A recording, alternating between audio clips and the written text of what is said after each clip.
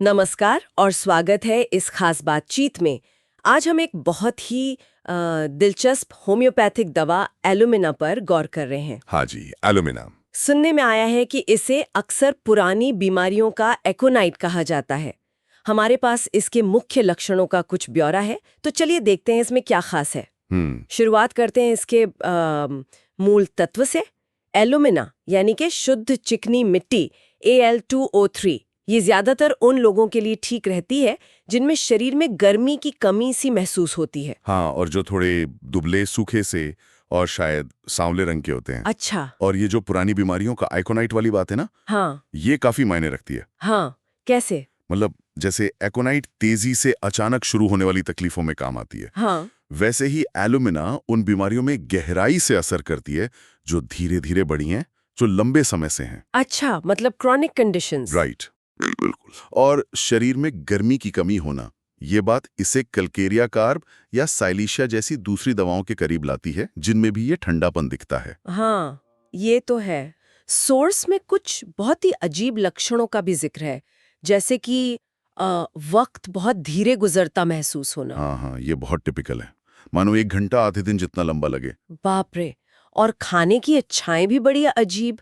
Starch, चौक, कोयला। कोयला, हाँ, या मतलब ऐसी चीजें खाने का मन करना जो पचती नहीं है, और आलू बिल्कुल बर्दाश्त न होना। आलू से दिक्कत, ये भी अजीब है।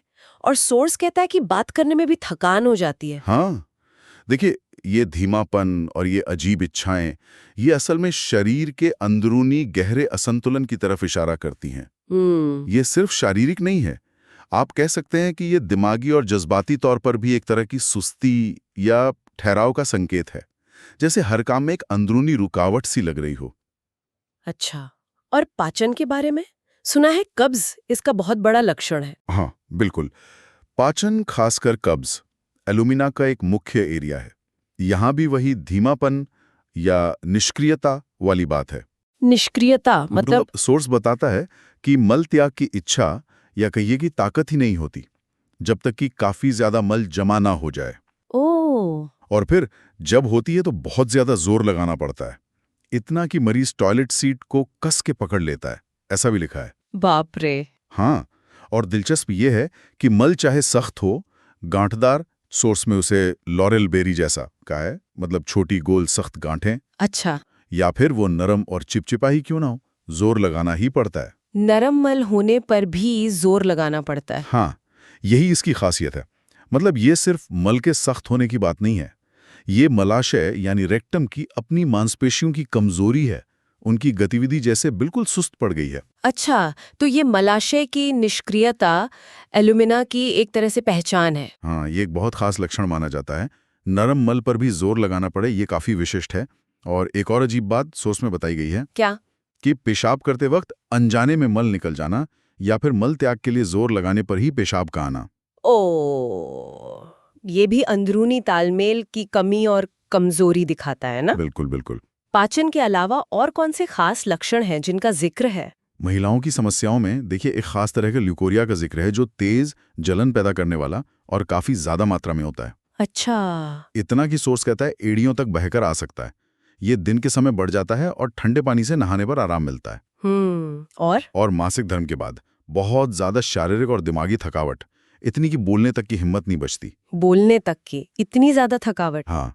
और नर्वस सिस्टम पर भी इसका कुछ असर दिखता है? हाँ, एक बहुत ही खास लक्षण बताया गया है कि मरीज अंधेरे में या आंखें बंद करके चल नहीं पाता। अच्छा, क्यों? जैसे ही आंखें बंद करता है, लड़खड़ाने लगता है, गिल सकता है।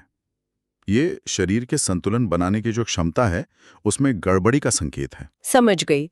और त्वचा के बारे में भी कुछ बताया गया है सोर्स में? हाँ, त्वचा भी एलुमिना के वो सूखेपन वाले स्वभाव को दिखाती है। स्किन रूखी, फटी हुई और खुजली वाली होती है, खासकर सर्दियों में। खुजली? हाँ, और एक और तकलीफदेह लक्षण है बिस्तर में शरीर गर्म होने पर पूरे बदन में असहनीय खुजली होना। ओह। मरीज इतना खुजाता है कि खून निकल आता है, और तब जाकर खुजली की जगह दर्द होने लगता है, तब शायद कुछ राहत मिलती हो। ये तो बहुत परेशानी वाली बात है। अच्छा, ये लक्षण कब बढ़ते हैं या कम होते हैं, इस बारे में सोर्स क्या कहता है? लक्षण आमतौर पर ठंडी हवा में, सर्दियों में बैठे रहने से, आलू खाने से और पूर्णिमा या अमावस्या के आसपास बढ़ जाते हैं। ओके, और आराम कब मिलता है? आराम मिलता है हल्के गर्म मौसम में, गर्म चीजें पीने से, खाते समय, और हाँ, नमी वाले मौसम में, यानी वेट वेदर में। दिलचस्प। एक और ध्यान देने वाली बात है कि एल्यूमिना को लेड पॉइजनिंग मतलब सीसा विषाक्तता का अच्छा एंटीडोट माना जाता है। अच्छा। और ये ब्रायोनिया दवा के असर को पूरा करती है, मतलब उसकी कॉम्प्लीमेंट्री है, खासकर पुरानी क्रॉनिक बीमारियों में। तो कुल मिलाकर देखें, एल्यूमिना वाकई एक अहम दवा लगती है पुरानी गहराई तक बैठी हुई तकलीफों के लिए, खासतौर पर जहाँ ये धीमापन, सूखापन, शारीरिक गर्मी की कमी, हाँ, अजीब मानसिक लक्षण, वो खास तरह की कब्ज और त्वचा की समस्याएं मौजूद हों। बिल्कुल सही। और सोचने वाली बात यह है ना, कि कैसे एल्यूमिना के लगभग हर लक्षण में ये धीमापन और सूखापन साफ झलकता है। हाँ, ये पैटर्न तो दिख रहा है। चाहे वो पाचन हो, त्वचा हो, सोचने की रफ्तार हो या चलने का अंदाज, ये अपने आप में दिलचस्प है कि कैसे एक तत्व एल्यूमिनियम का असर शरीर के इतने अलग अलग हिस्सों पर एक जैसे पैटर्न में दिखता है। ये शायद शरीर की अंदरूनी कार्यप्रणाली के बारे में कुछ गहरा संकेत देता है, जिस पर और सोचा जा सकता है।